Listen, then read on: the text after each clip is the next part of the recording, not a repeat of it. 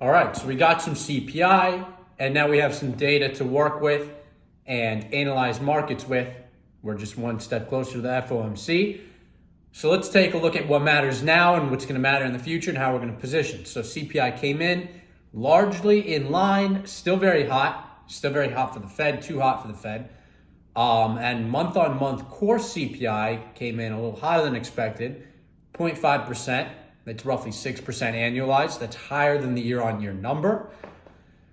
So it seems to me that there is a little bit of a reacceleration in inflation from the lowest month-on-month numbers when many thought we had gotten it under control. And clearly it's not at that point yet, despite all the rate increases we've done. And let's not forget, rates moved up a decent amount in February. They kind of peaked when Powell spoke at the very beginning, or bottomed at the very beginning when Powell spoke, and spent the rest of the month rallying up.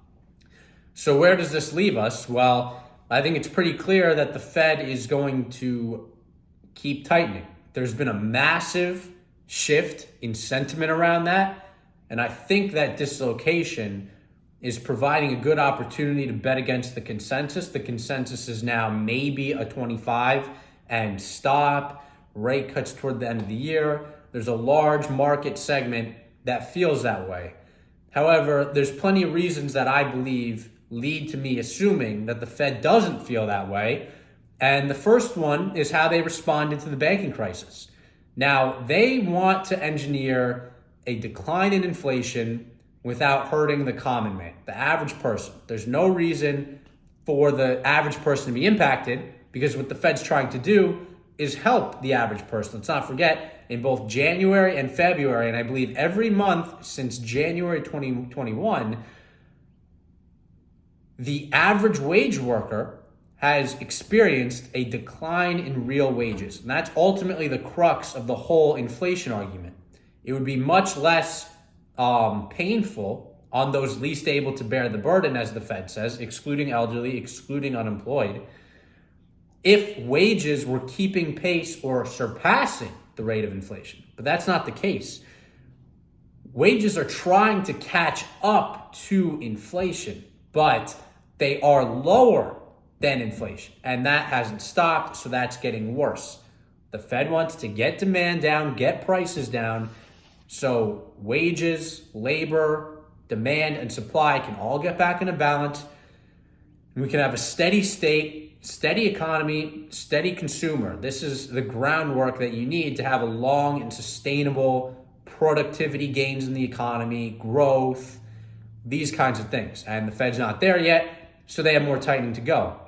Now, the argument for lower rates seems to be centered around the idea that has sprung into action the past week, seems to be centered around the idea that it's, a little bit out of touch for the Fed to increase interest rates when we're seeing bank failures. Well, I don't think this is a thorough analysis of the situation on a philosophical level, because what the Fed essentially did was eliminate the risk to the common man, to the depositor.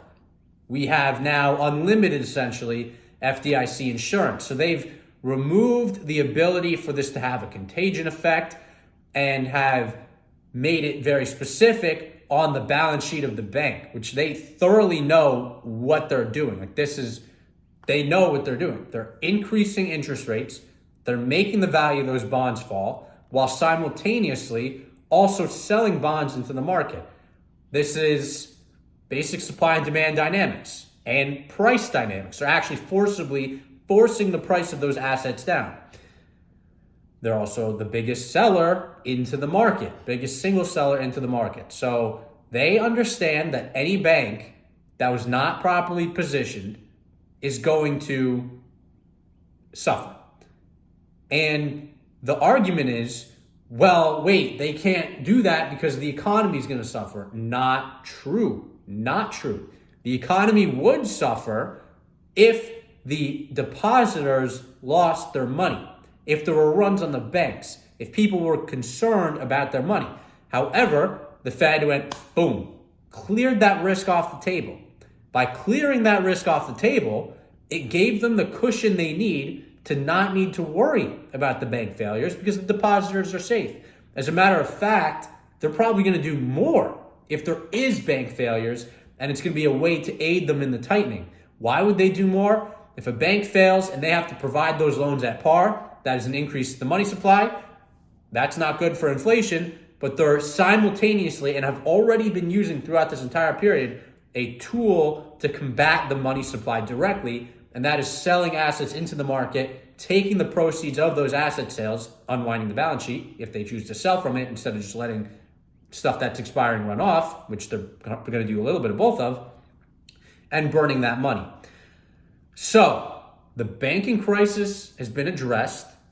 It doesn't necessarily have any clear indication that it would stop the Fed because they already removed the risk that they care about, which is depositors' savings.